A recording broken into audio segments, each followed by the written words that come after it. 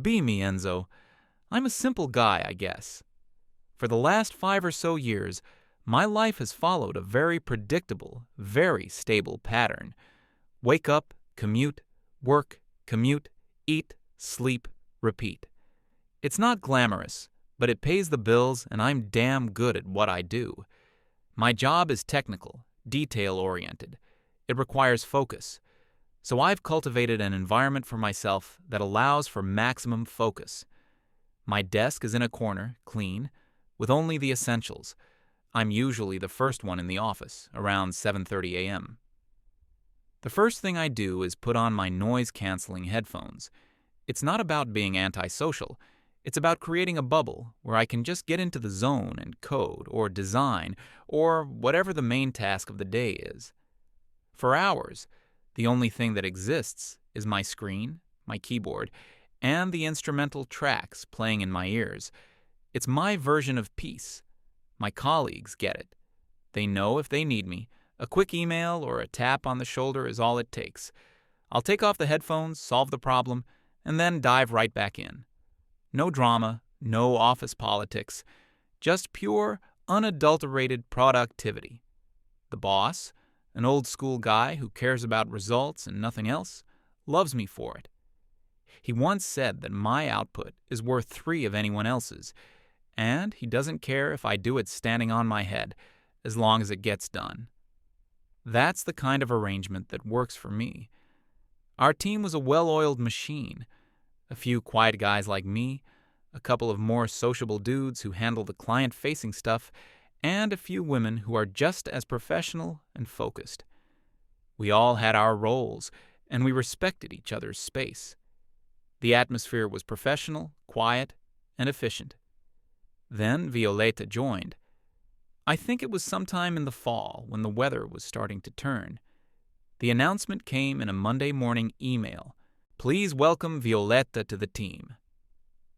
She was a transfer from another department, one that was known more for its, let's call it, ideological zeal than its actual output.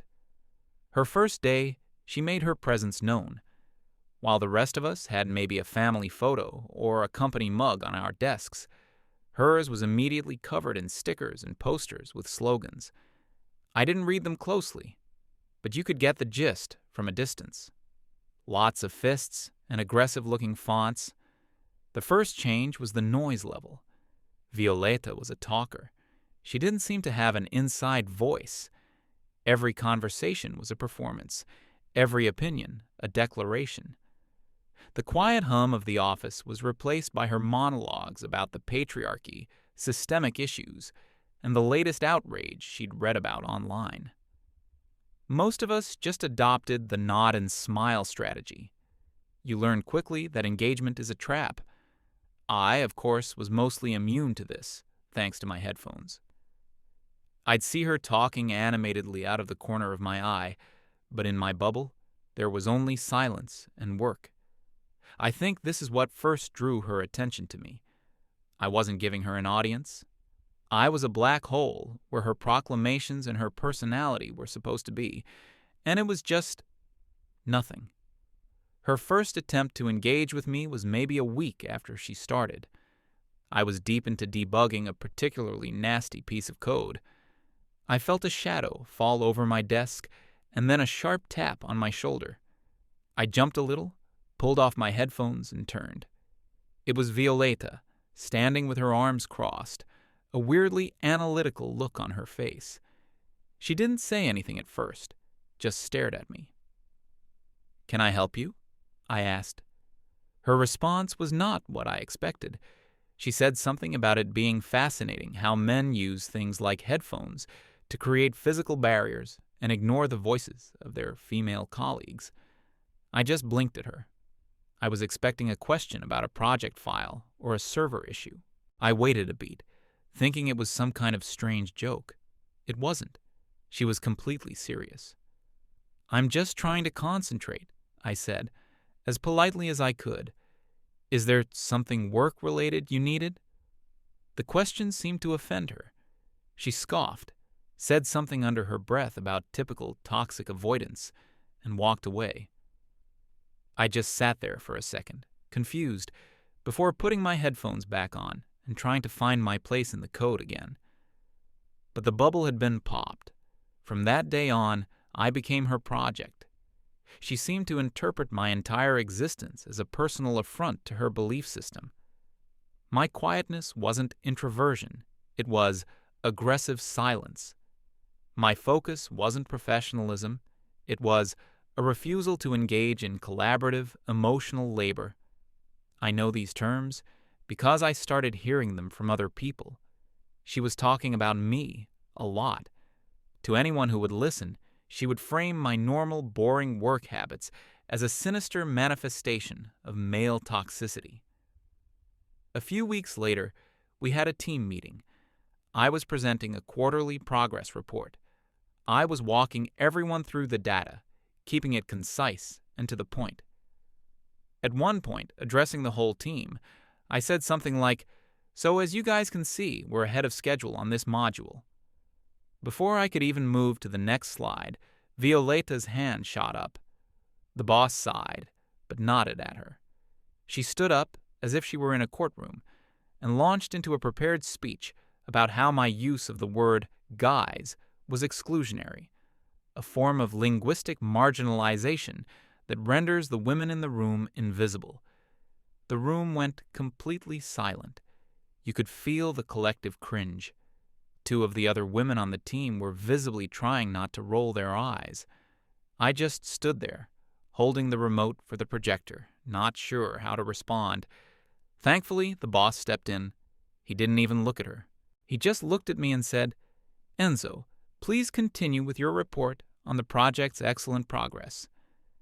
The emphasis he put on excellent progress was not subtle. It was a clear message. Results matter. Your performance art does not. Violeta sat down, fuming. For the rest of the meeting, she stared daggers at me. Her campaign against me escalated after that. She started trying to create situations where my lack of reaction could be framed as a deliberate, hostile act. The most bizarre incident was with the coffee. I was at my desk, in the zone as usual. She walked past, carrying a full mug. As she got right next to my chair, she made this exaggerated whoops sound and accidentally sloshed half of her coffee onto the floor, just inches from my feet and my computer bag. It was so obviously deliberate. She then stood there, looking at me, clearly expecting me to leap up, apologize for her clumsiness, and start cleaning it up for her.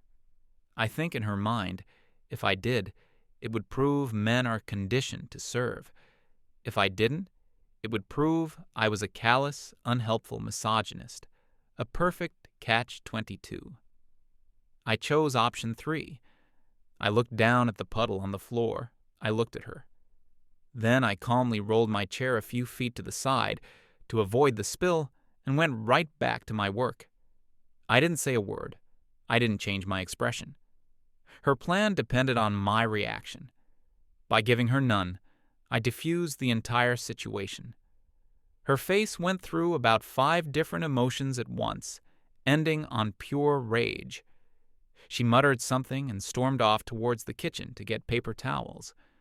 A colleague who sat across from me caught my eye a few minutes later and just gave me this small, almost imperceptible nod of respect.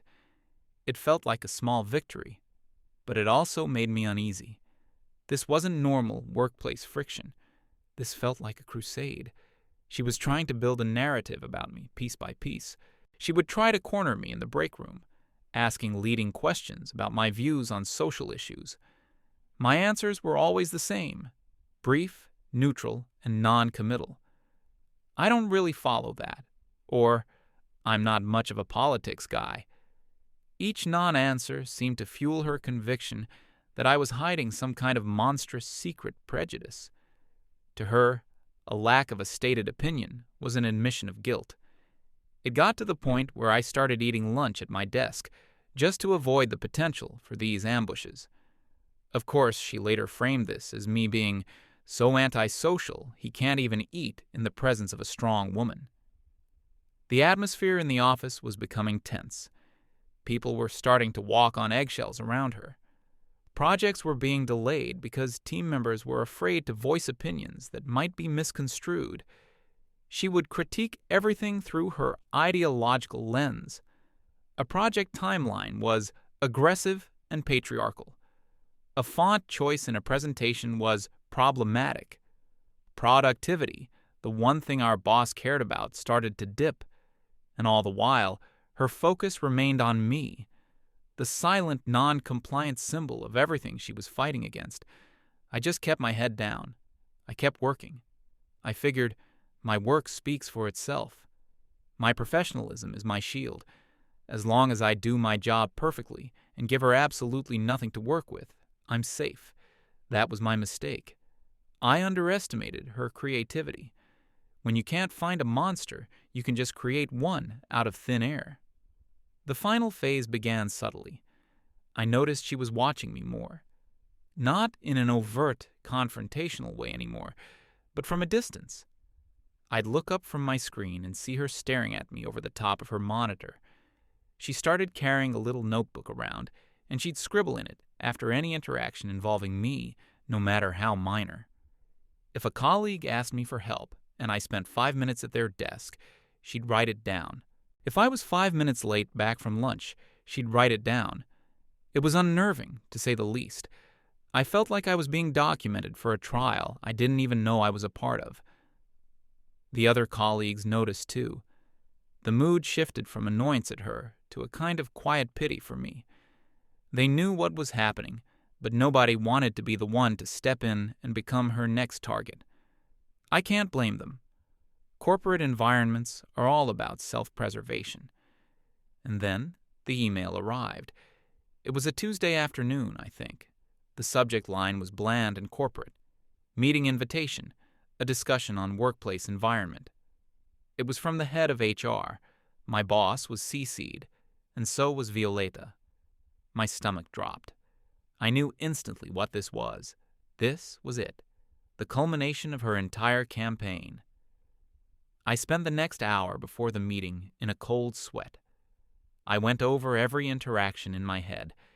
Had I ever said anything even remotely inappropriate? Had I ever lost my cool? No. I had been a gray rock, a boring, professional, emotionless wall. But I knew that didn't matter. In the modern corporate world, the accusation is often the conviction. The process is the punishment. I walked into the conference room right on time. They were all there already. The HR manager, a woman who always looked stressed. My boss, looking impatient and annoyed at having his time wasted. And Violeta. She was sitting opposite the door, and she had this look on her face. It wasn't triumphant or smug, not exactly. It was a look of serene, righteous certainty. In her mind, she was about to do something noble and just. She was about to slay the dragon. I was the dragon. I sat down, and the HR manager started the meeting. She pulled out a folder. It was thick. She started talking in that careful, sanitized HR speak. She explained that a formal complaint had been filed regarding my behavior. She said the company takes all such allegations with the utmost seriousness. Then, she started to read from the complaint. It was a masterpiece of fiction. According to the document, I was guilty of a sustained campaign of psychological intimidation. My focused work and use of headphones were described as a deliberate tactic of exclusion and creating an audibly hostile environment. My refusal to engage in her baited conversations was a clear example of patriarchal stonewalling. The coffee incident was twisted into me callously ignoring a female colleague in a moment of distress, thereby reinforcing gendered power dynamics.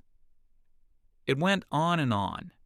Every mundane non-event of the past few months had been meticulously documented and twisted through her ideological funhouse mirror until it came out looking monstrous. She had even listed specific dates and times for my infractions. On October 5th, at approximately 2:15 p.m., Enzo stared at me for a full 3 seconds with a hostile expression after I asked a work-related question. I didn't even know what she was talking about. I probably just had a bug in my code I was thinking about. When the HR manager finished reading, the room was silent. She looked at me, expecting a response. Violeta was looking at me too, with that same serene, righteous expression. My boss was just staring at the folder on the table, his face unreadable. I took a breath. I looked directly at the HR manager. "None of that is true," I said. My voice was steady. "I come to work, I put on my headphones, and I do my job. I am professional with everyone. I have never intimidated or been hostile to anyone in this office." Violeta jumped in immediately. She said that my denial was predictable, that men are conditioned to not even see their own toxicity. She claimed she felt unsafe every time she had to walk past my desk. She even managed to squeeze out a few tears, talking about how she was only speaking up for all the other women who were too afraid to. It was a hell of a performance. The HR manager was nodding along sympathetically, scribbling notes. I could see where this was going. A formal warning on my record, mandatory sensitivity training, a black mark on my career that would follow me forever. I felt this sense of utter powerlessness. My years of hard work, my reputation for being the reliable, drama-free guy, all about to be incinerated by a complete fabrication. The HR manager closed her folder and turned to my boss. She started talking about the next steps, mediation sessions, a formal investigation that could take weeks, maybe even moving my desk to create a safer space. I was just about to give up. And then my boss, who had been completely silent for the entire meeting, finally spoke. He held up a hand, and the HR manager stopped talking instantly. He didn't look at me. He didn't look at the HR manager. He looked directly at Violeta. "This is a very serious set of accusations," he said, his voice flat and cold. "And I, like this company, take them very seriously." Violeta nodded, a small, confident smile playing on her lips. She thought he was on her side. He continued, "The problem is, right now, all I have are words. Your story and Enzo's story. And frankly, words are cheap." He leaned forward, resting his elbows on the table. "Fortunately, I don't have to rely on words. This company spent a fortune last year upgrading our security system. We have high-definition cameras with audio recording covering every single inch of that office, except for the bathrooms." He turned his gaze to the HR manager. "So here's what we're going to do. We're going to end this meeting right now. Then we're all going to go to my office. I'm going to call security and have them pull the full, unedited recordings from the last 2 months. And we're going to sit there and watch." He looked back at Violeta. Her righteous smile had vanished. Her face had gone completely pale. "We're going to watch everything," he said, his voice dropping to an icy whisper. "Every conversation, every incident, every single thing you documented in that little book of yours. And we're going to see what the truth really is. Sound good?" The silence in that conference room was heavier than anything I've ever felt. Violeta looked like she had been tasered. The righteous certainty had completely evaporated, replaced by wide-eyed panic. She opened her mouth, then closed it. The HR manager looked back and forth between Violeta and the boss, her procedural world suddenly thrown into chaos. My boss didn't wait for a response. He stood up. "My office, 5 minutes." He walked out without another word. The walk from the conference room to his office was the longest 50 yards of my life. It wasn't a walk of shame, not for me anyway. It was something else.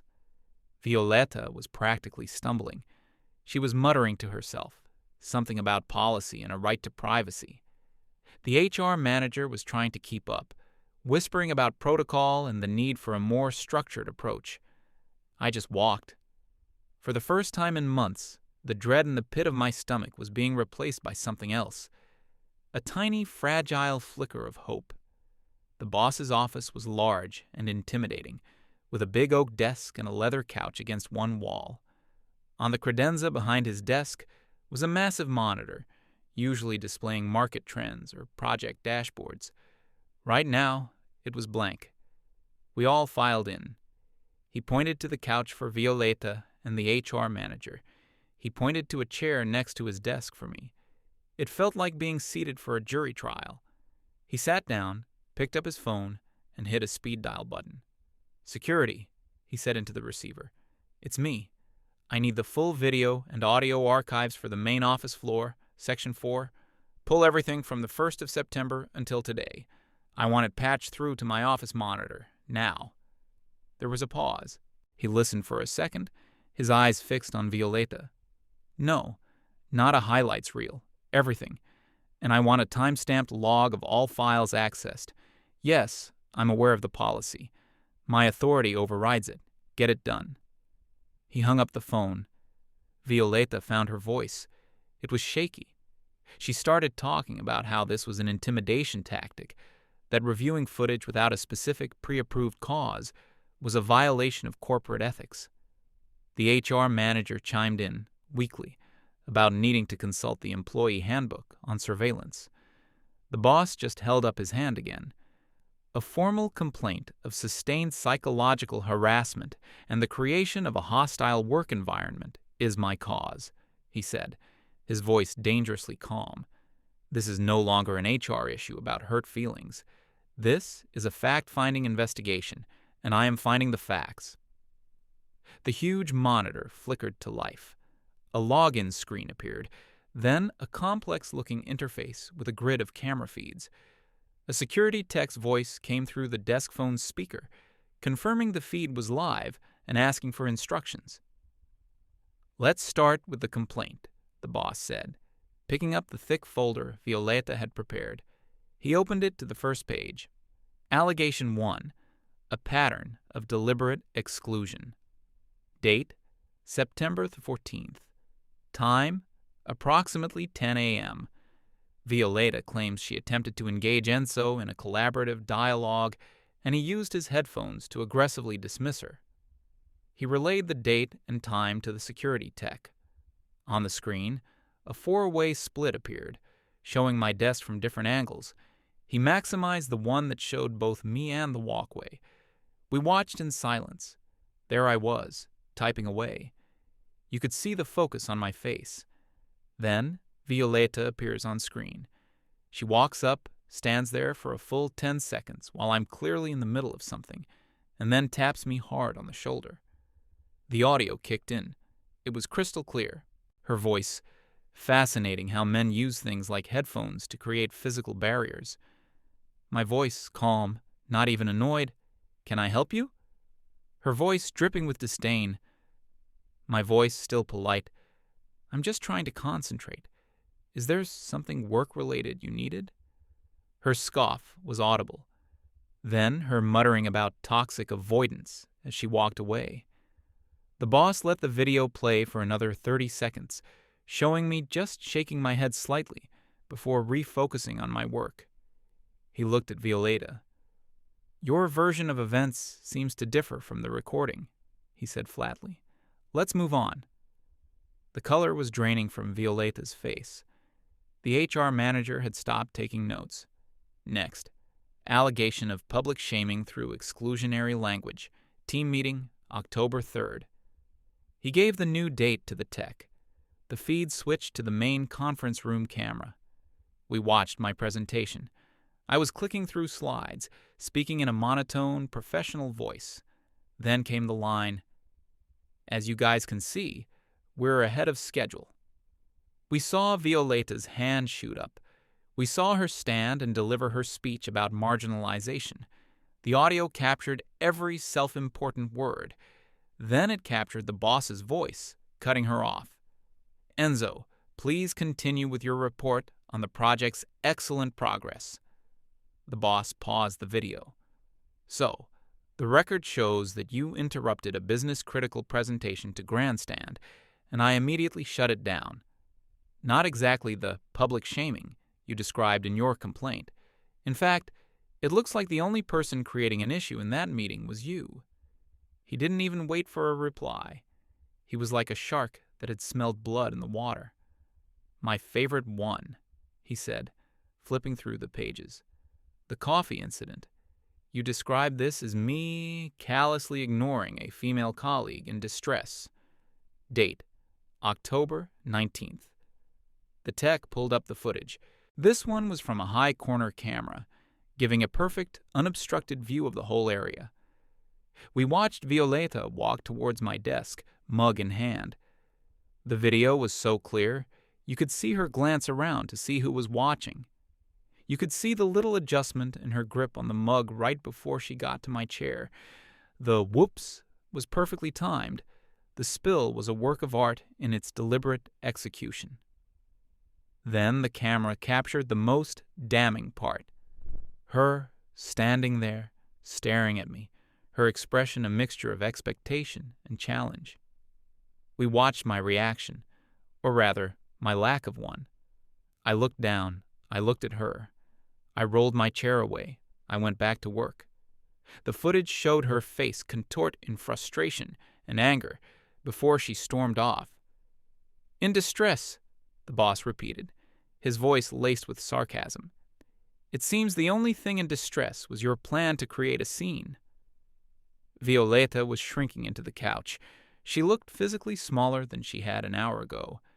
She was staring at the floor, refusing to look at the screen. The HR manager just looked sick.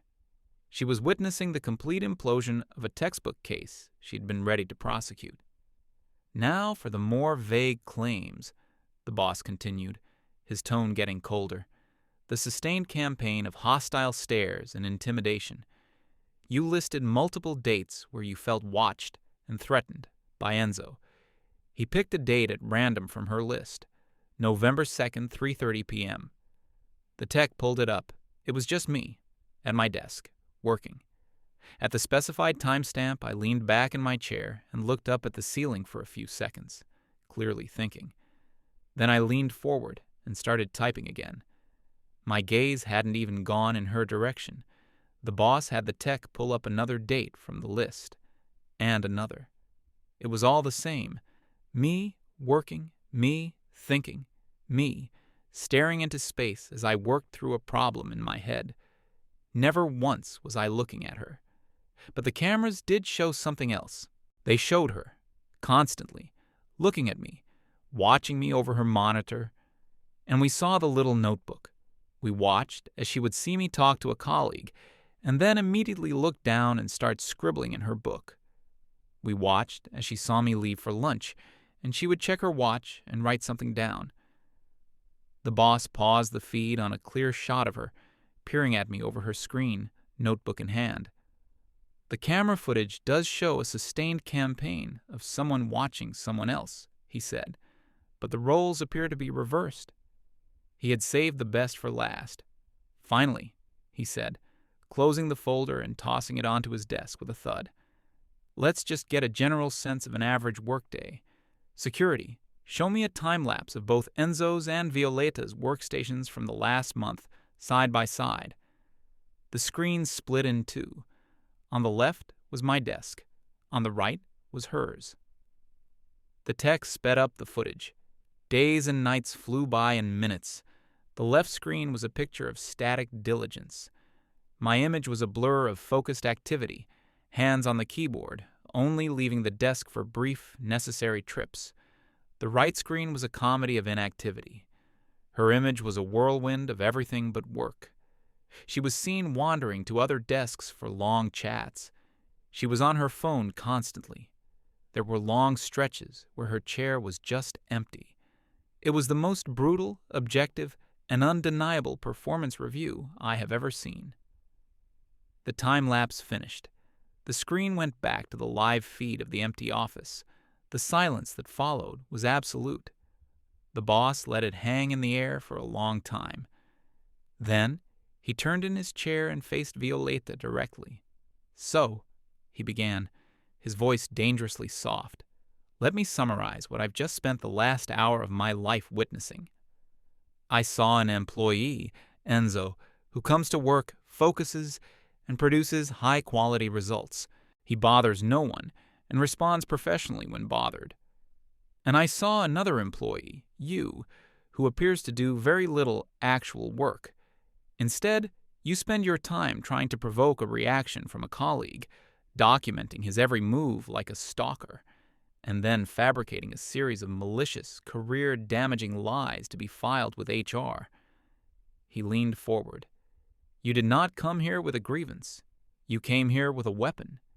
You tried to use this company's policies, which are designed to protect actual victims, as a tool to destroy a man's reputation because you didn't like his personality. You are the toxic element in this office. You are the source of the hostile environment. He stood up. Violeta, you are fired, effective immediately.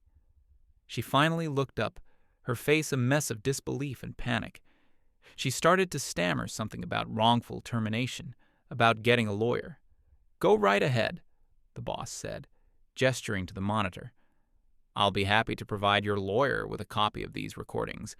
I'm sure they'll find it very educational. Security is on its way up. They will escort you to your desk to collect your personal belongings, and then they will escort you out of the building. You have 5 minutes. As if on cue, there was a sharp knock on the door. 2 uniformed security guards came in. The HR manager looked like she was going to be sick. This was a train wreck of epic proportions for her department. Violeta just sat there, frozen. One of the guards had to gently ask her to stand up. They walked her out of the office. She didn't look back. The door clicked shut, and it was just me, the boss, and the deeply shaken HR manager. The boss sat back down and let out a long, heavy sigh. He looked at me. There was no praise, no big speech. That wasn't his style. He just nodded once, a look of grim respect in his eyes. Sorry you had to go through that, Enzo, he said. Get back to work. I nodded back. Thank you, sir. I stood up and left his office. As I walked back onto the main floor, I saw it. Violeta was at her desk, frantically throwing her slogan-covered mugs and personal items into a cardboard box. The 2 security guards stood behind her, silently, arms crossed. Everyone else in the office was pretending to work, but no one was. The silence was electric. Everyone was watching. Everyone knew. I walked back to my corner desk. I sat down. I looked at my screen, at the lines of code I had been working on before my life was interrupted. I took my headphones, wiped them clean with my sleeve, and settled them over my ears. I hit play. The familiar instrumental music filled my head. The bubble was restored. The world outside, with all its noise and its drama, faded away. It was just me, the screen, and the work. And it was peaceful.